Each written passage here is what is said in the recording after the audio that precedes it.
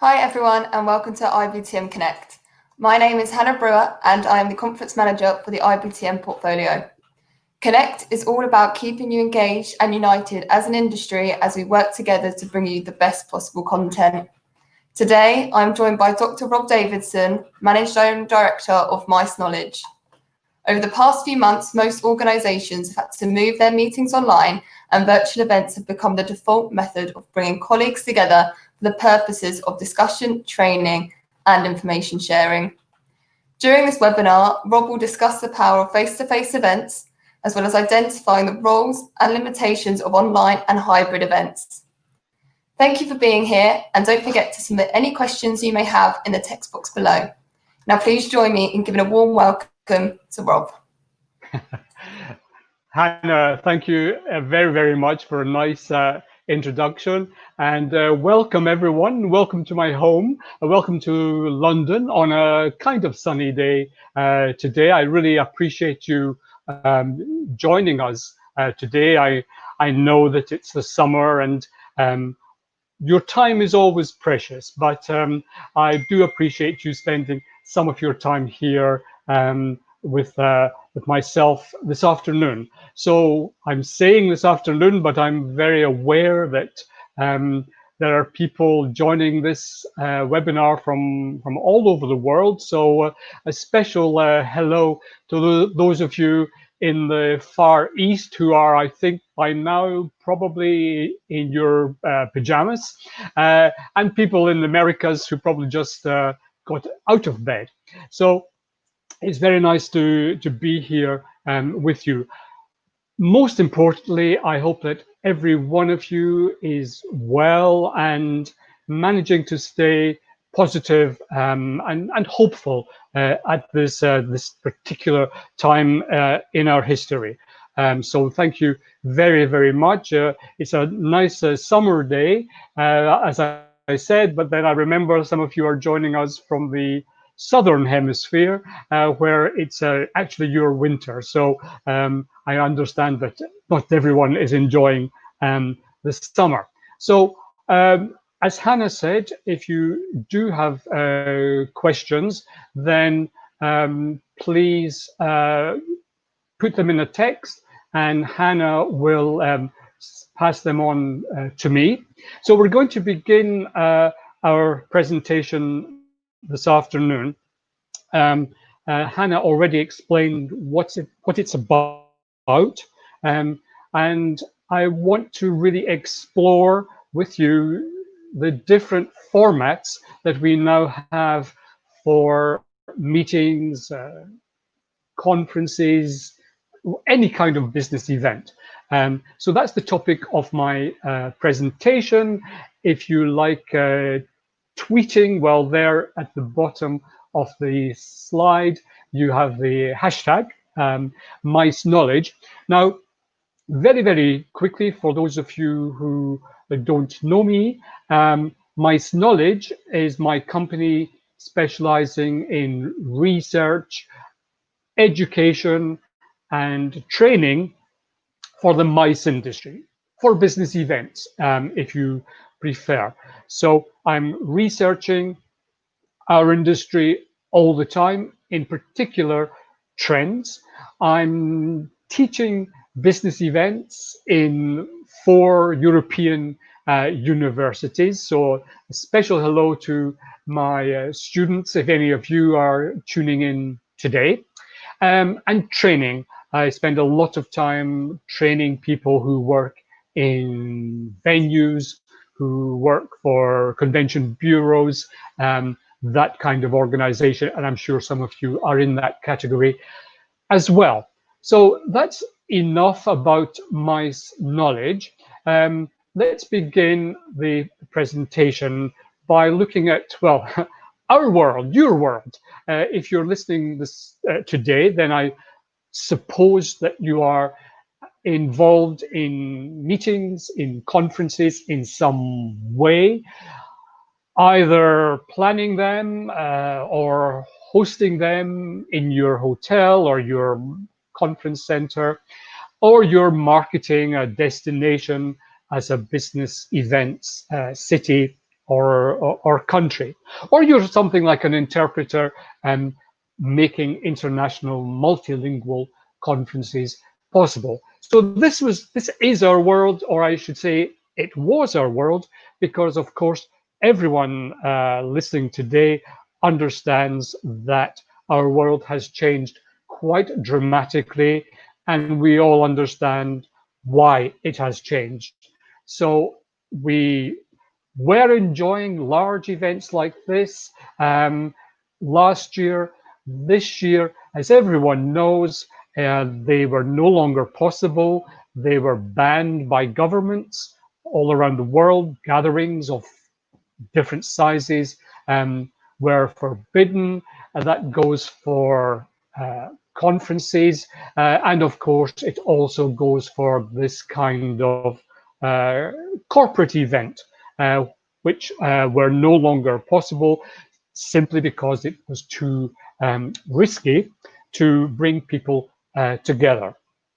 So our world has changed. Every man and woman listening today is hoping that we will see a return to our own world of people meeting, learning from each other, networking. But no one watching this, and particularly me, can say when that's going to happen. It will probably happen at different times in different parts of the world. So for many of us, the past few months, our life has changed. And like this particular gentleman, we have been working from home. Working from home has become very widespread all over the world. And of course, many people, myself included, have discovered the benefits of working from your kitchen or your home office or your bedroom, and those advantages are very clear. And of course, one phenomenon has been that there has been an absolute explosion in online meetings. Since face-to-face meetings have become problematic, people like him, people like me, and probably people like you have been meeting online, teleconferencing, video conferencing, Zoom, Skype, all those platforms. Now, of course, if you have shares in any of those platforms, then it's been a good time for you and your finances. But a little bit of reminder that this is not the first time that all around the world we've had to resort to virtual online meetings. Many of you will remember the aftermath of 9/11. Many of you will remember the financial crisis at the beginning of the 1990s. In both those occasions, as now, we changed from face-to-face meetings to virtual online meetings in large numbers. It's an absolutely incredible statistic, I know, but now every day we estimate that about 200 million meetings are held only on Skype. Oh, sorry, only on Zoom alone. Now, of course, not all of those are business meetings. Some of them are family gatherings, quizzes online, people having fun, very nice for them. But of course, a large proportion of them are business meetings. So meetings, of course, haven't stopped. Not only business meetings, but political meetings, cultural meetings are continuing, but largely online, like these people here. So let's get started. And I want to give you another brief history lesson, because the dream of speaking to people who are not in the room, speaking to them and seeing them, goes back a long way. I really like this photograph, this drawing, I should say, from 1910. Now, those people already dreamed about the future, and you can see that they believed that in the year 2000, we would be communicating electronically like this, seeing and hearing other people who are very far away. Well, as you can see, it didn't really turn out exactly like this. Especially the fashions have changed quite dramatically. But the idea was there.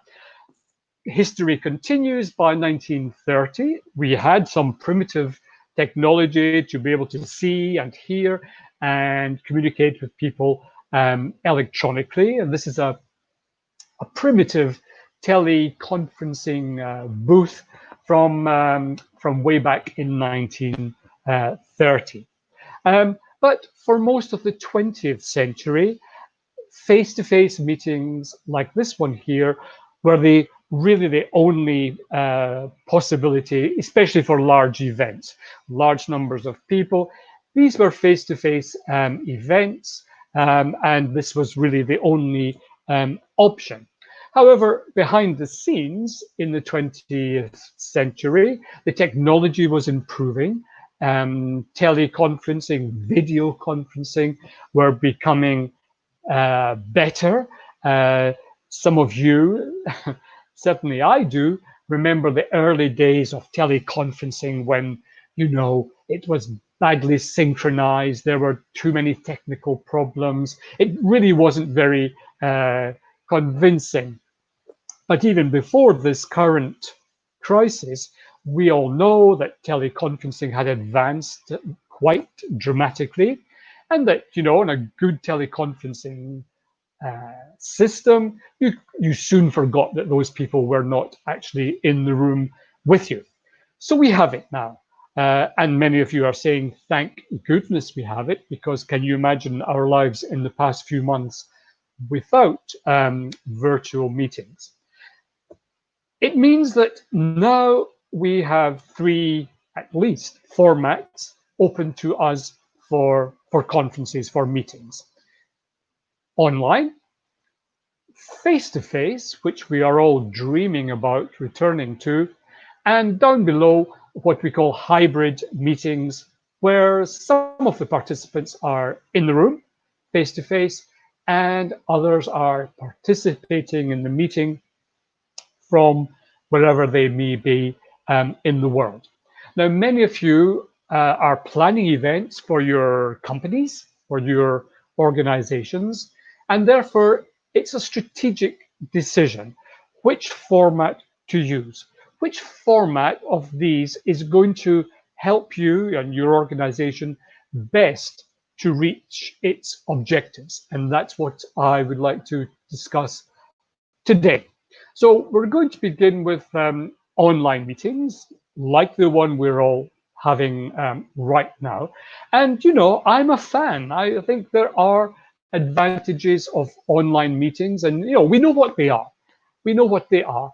Saving time, our most precious resource, and all that time that you spend in preparing to travel to a face-to-face meeting, booking the tickets, the accommodation, packing your bags, getting there, and then the recovery, coming back. And if it's been a long haul trip, you need a day or two to recover.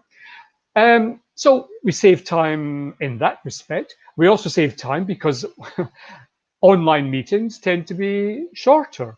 They're much more focused, less of the speechifying where people stand up and make long speeches, which may or may not be interesting. We're having a lot less of that on online meetings. We're saving money. All those travel costs, those accommodation costs, people being away from their offices for a few days and therefore less productive. We're saving that kind of money. But I think you'll all agree that the natural environment has been the only winner in the past few months. There, I'm looking out of my window now in London, and the sky is clear. Normally at this time of day, I would see at least 2 or 3 planes flying over London in the sky. Well, this is not the case anymore. the natural environment, the cleaner air, has won through all the decrease in traveling for business or for pleasure. There's less personal risk from all the risks associated with travel, health risks, security risks, delays, and so on and so on. You don't get that when you're simply sitting at your desk. Also, a huge advantage of online meetings is that they are open to many more participants, regardless of where you are, any disability you may have. You've got an internet connection, you can participate, and that's marvelous for people far away or who don't have the time or the ability to travel. And of course, a nice thing too is the ability to share documents very quickly online during the meeting. No worrying about have I brought enough copies or getting them printed, but easy to share online is another nice advantage of online meetings. And of course, to be a little bit funny about it, you only need to be half dressed, preferably the top half, like this gentleman here, who's taking full advantage of an online meeting. And you can see he's having a coffee, which looks suspiciously like a martini. But, you know, this is a nice advantage of not having to get so dressed up. Although I do know someone, she's a friend of mine who works as an interpreter in Strasbourg, and she actually puts perfume on before an online meeting. Well, why not, if it makes her happy? Now, of course, there are disadvantages as well, and we need to be honest about them and aware of them, because I think in the near future, I hope, you know, what we're going to find is that many companies and organizations who have tried online meetings for the first time, even when it's possible to meet again in person, a lot of them are going to be saying, you know, those online meetings aren't so bad. Why should we go back to face with all the expense and the time? This is why you all, need to have very good arguments. So we need to be aware, and we need to draw our clients' attention and our bosses' attention to the disadvantages as well. One simple one is that if it's an international meeting, of course, it's very hard to find a time slot that is convenient for everybody. You know, some people are going to be, it's going to be the middle of the night, some it's going to be 6 o'clock in the morning. Very hard to find a time that's convenient for everyone, unless you're bringing them all together in the same room, in the same place. Now, I'm sure you've all had problems with technology, the kind of requirements that are needed for online meetings, good software, good hardware, microphones, cameras, software, bandwidth. You know, you need a good bandwidth, fast, strong, reliable internet if you're going to participate in an meeting, an online meeting. And everyone knows that in some perhaps developing countries, or even in my country, in rural areas, this is not the case. It's hard to get good, reliable, strong internet. And please, everyone, remember that if you are using conference interpreters, those good people, they need to hear the speakers very clearly. If they can't hear them, then they can't interpret them. So your speakers need to have excellent connections wherever they are in the world. So it's a case of everyone has to have the technology, everyone has to know how to use it as well. And there are always the problems of mishaps, accidents, losing connections, and so on and so on. Or your flatmate suddenly decides to start watching a film on Netflix, in the middle of the conference and the internet crashes because of that. Everyone knows what I'm talking about. Also serious are the kind of security issues that can arise in online meetings. And that has always been a reason why some companies, governments in particular, have been a little hesitant to use online meetings. The problem of hacking and knowing exactly who is in the room, who is listening, and it's not easy, but it is possible to um, interrupt meetings or to copy them and listen to them afterwards and get all that kind of information that your company may not want to become public. Even with well-established systems like Zoom, the Citizens Lab in Canada, which is an organization of researchers looking at the problem of hacking, they have pointed out that Zoom's encryption system is very good, but not 100%. It is not a standard encryption system. So the Citizens Lab points out that it means that Zoom may not be suitable for meetings of governments or anyone worried about espionage. It may not be suitable for meetings of healthcare workers or doctors who are handling sensitive patient information, or indeed any meeting of activists or lawyers or journalists working on sensitive topics. It's a disadvantage of online meetings, and hackers will always be a problem. Other problems, fatigue. Now, you know how you feel after an online meeting. I know how I feel. I've been doing some online teaching for my universities in the past few months. And let me tell you, after a few hours of teaching online, I am exhausted. I'm drained in a way that I never was when I'm teaching face to face. It's tiring. The virtual interactions are quite simply hard on your brain.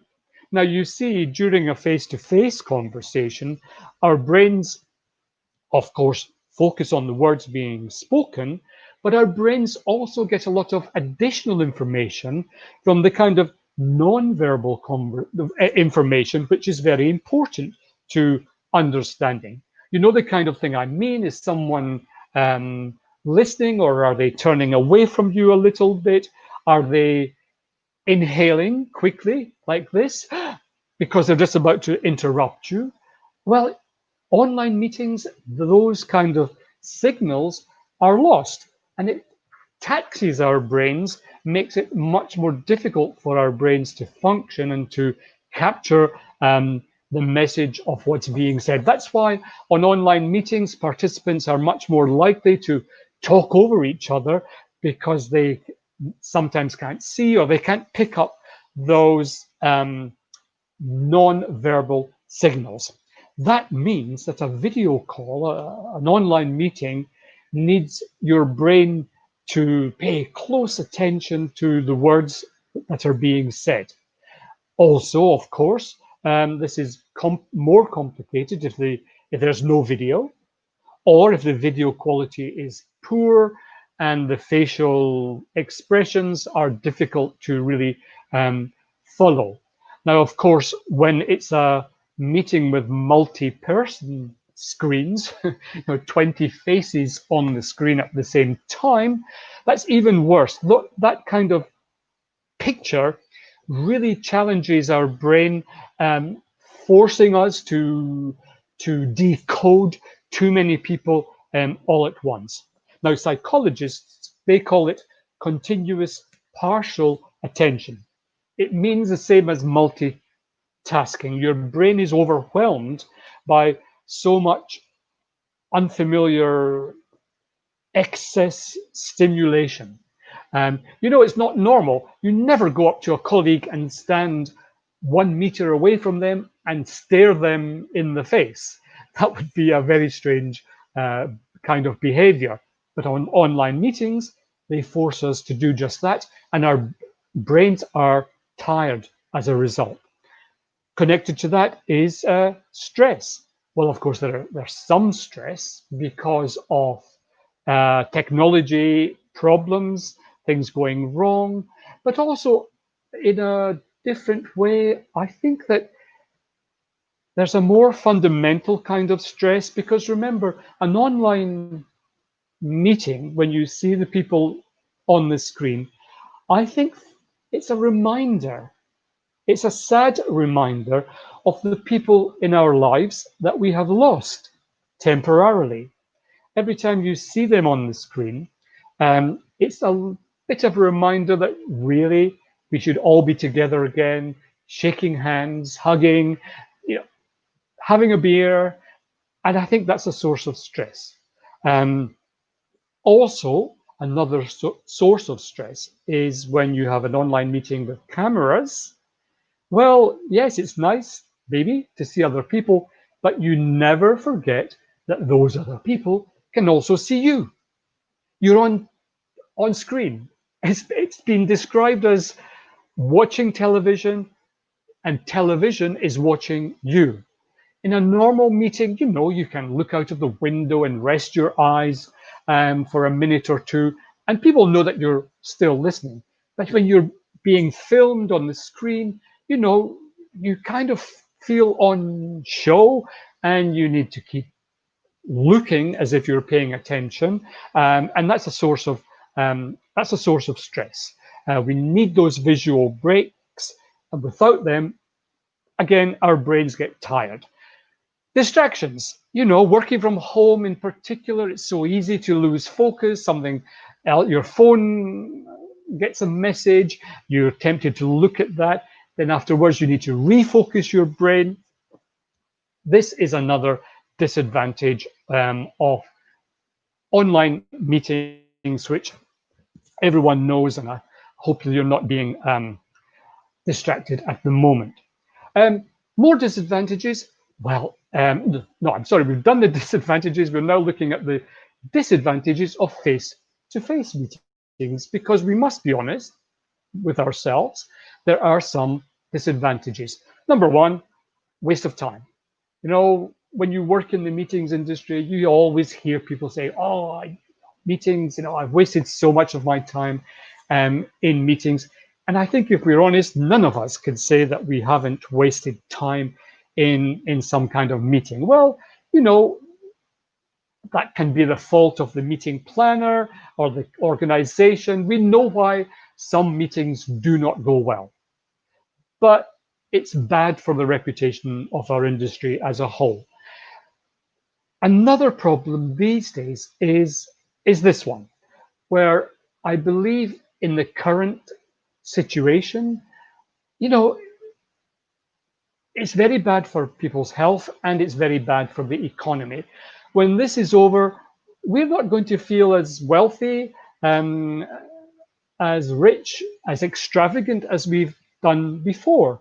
I think one thing this crisis has told us all is that many of the most important people in our society are the people who have kept working in their jobs during the crisis.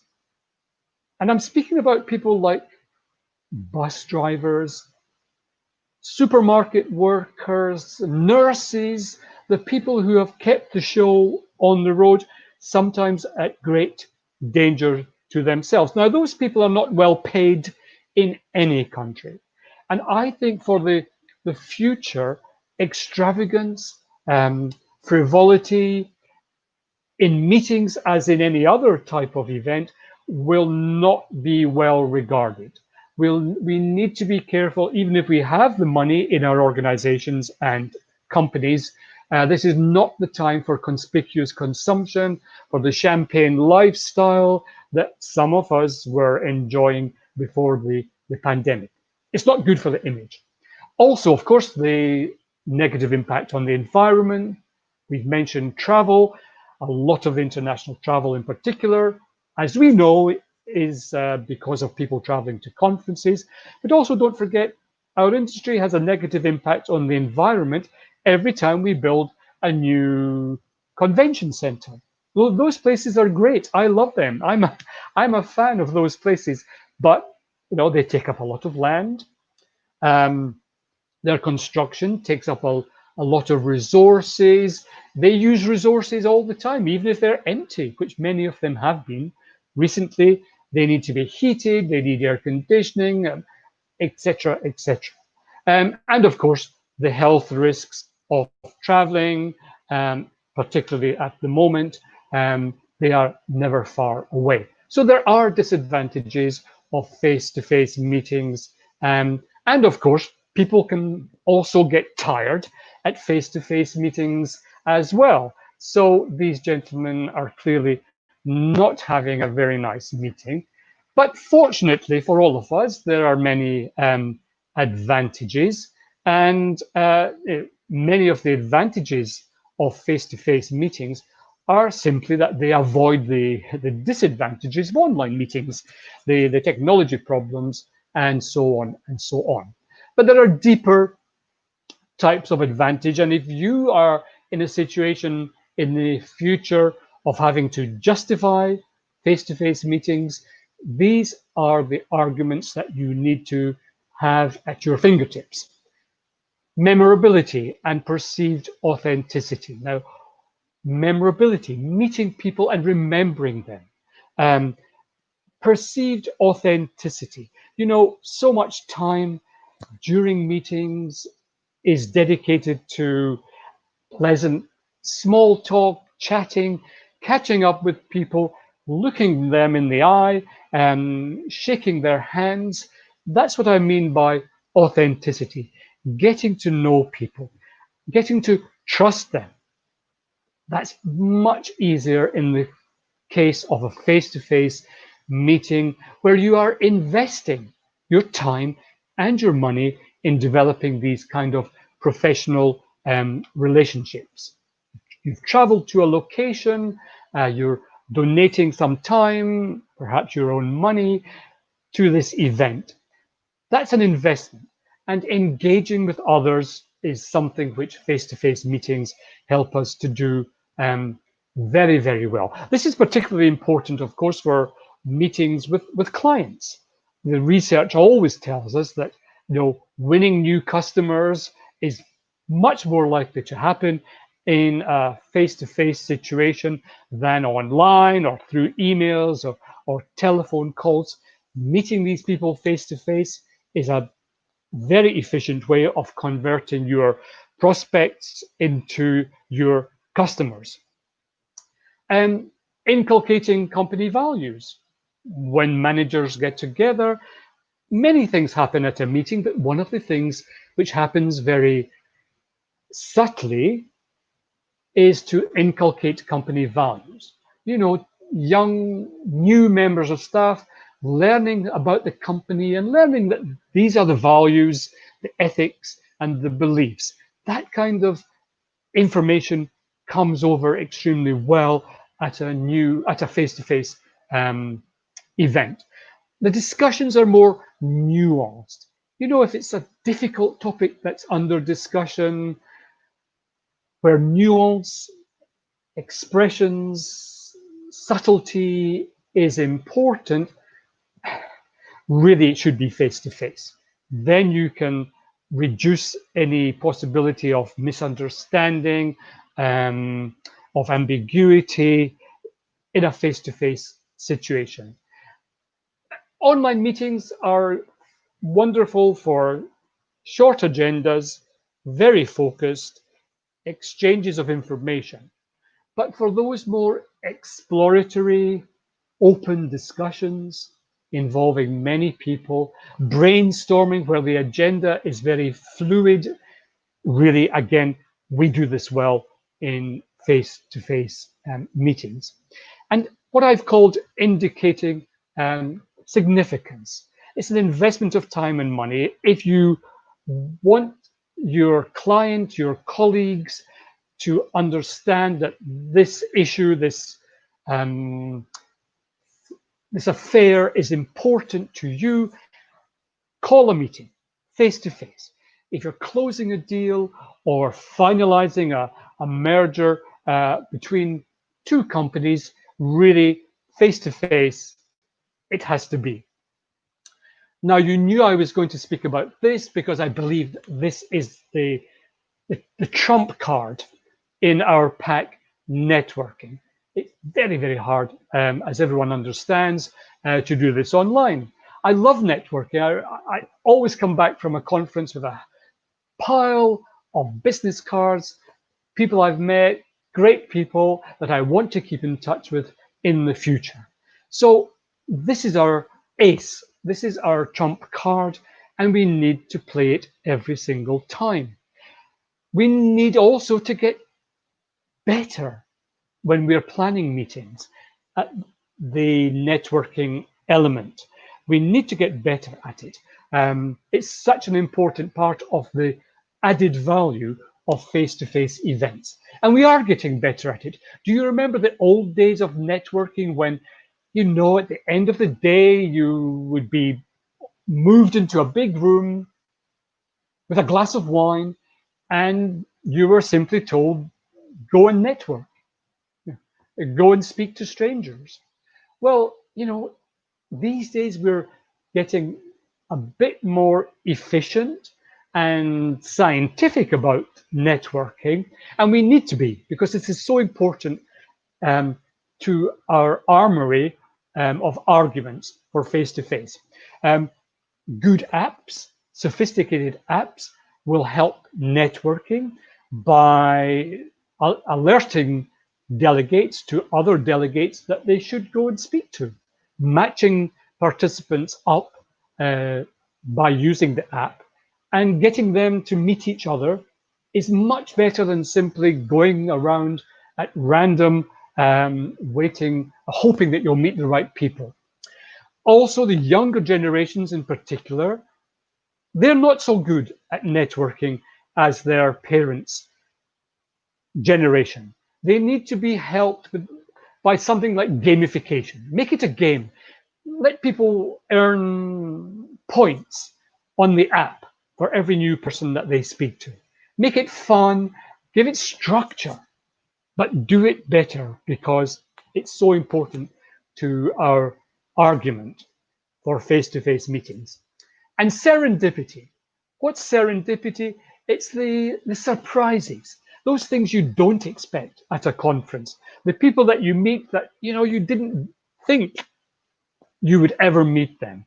Those unplanned encounters in the hotel bar in the evening, at the coffee breaks, when you get speaking to someone, someone who's involved in the same research as you are, and you become co-researchers, or you become best friends, or who knows, you become husband and wife. These are important advantages of face-to-face meetings.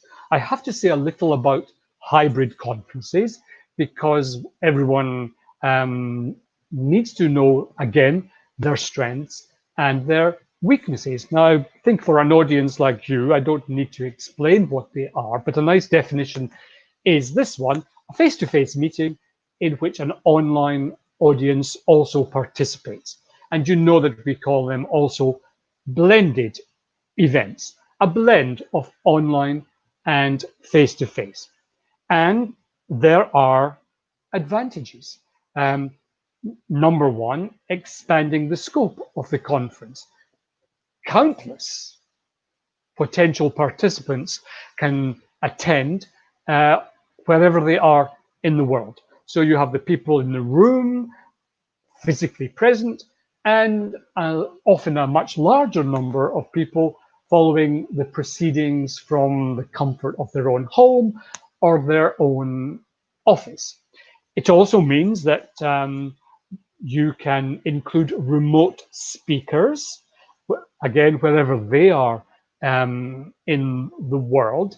And let me please say another word for our interpreter friends, because interpreting remote speakers does present its own challenges. So please, please speak to your interpreters if you're using them, because they will tell you what they need from your speakers. Another advantage is this one: the content is being filmed and streamed. Well, even long before the pandemic, many associations, medical associations, for example, were recording those presentations and then making them available on their website after the conference, either free to members or being paid for, which is great, which is another source of revenue. It means that if you didn't get to the conference, you can still hear, you can still see what was said at the event. So there are advantages. There are, of course, disadvantages, and the two principal ones are these.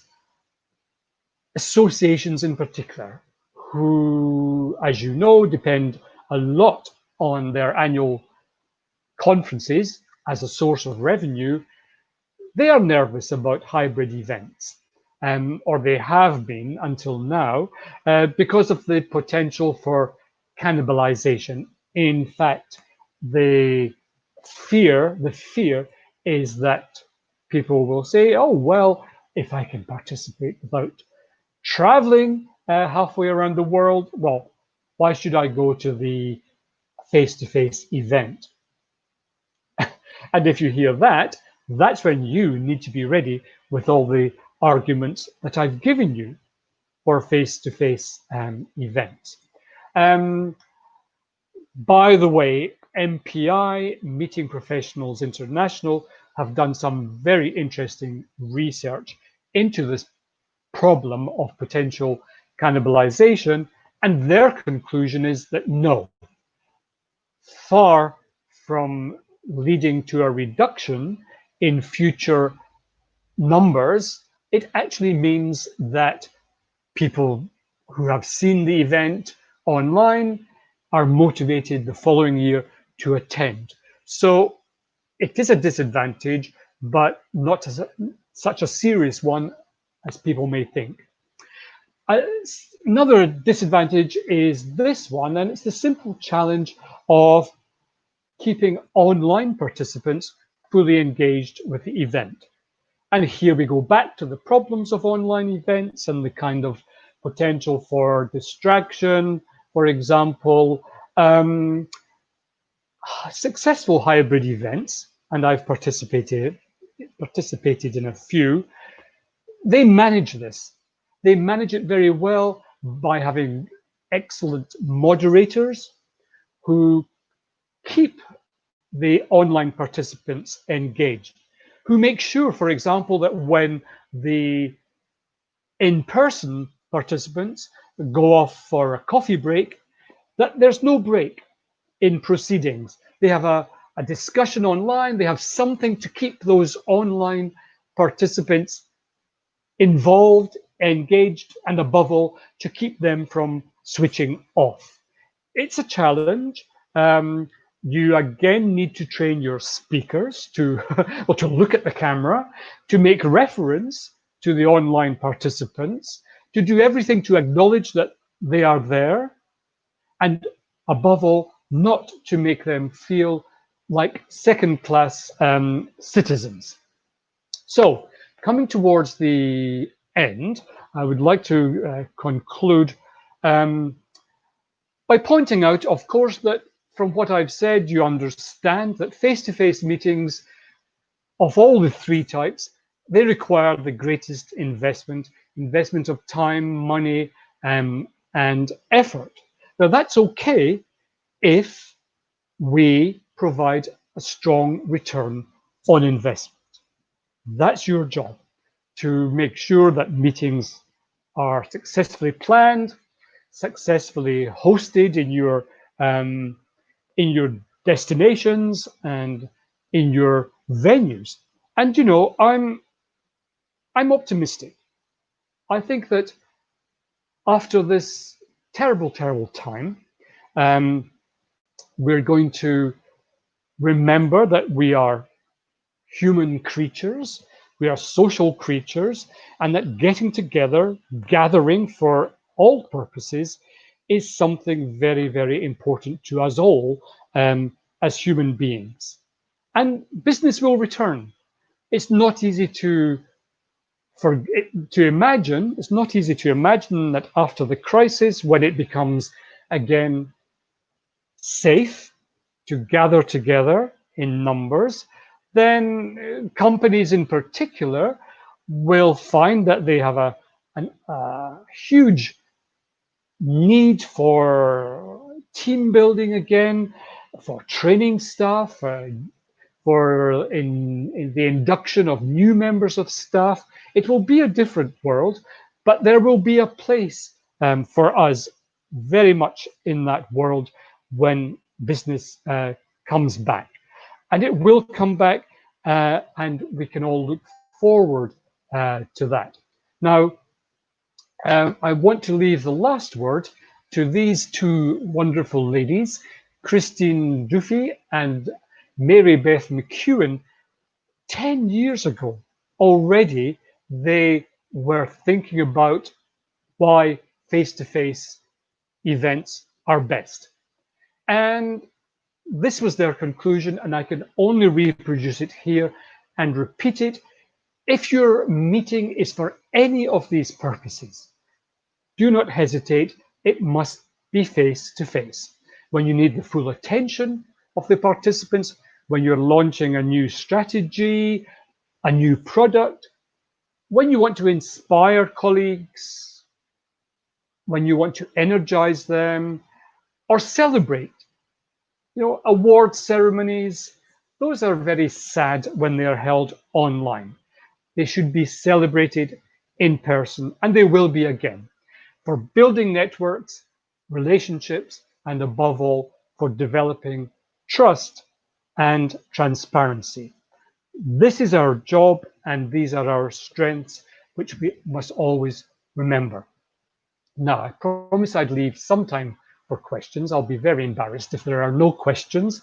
But before we go on to them, a little reclama for my latest baby. It's called Business Events, and I'm very proud of this book. I wrote it about us and our industry.